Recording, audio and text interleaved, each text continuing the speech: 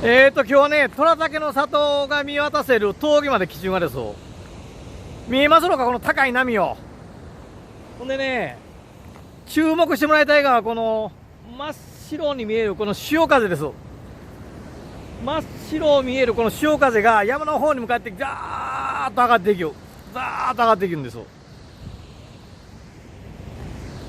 台風はね、恐ろしい。来てほしいもないけんど、この潮風が虎竹の色づきにも影響しちゅうと言われておりますき、僕らにとってはね、一つ必要な風でもあるからです。それにしても、すごい波やね、巨大台風。全国的に今日本に向かってきておりますけど、被害がないことを祈りおります。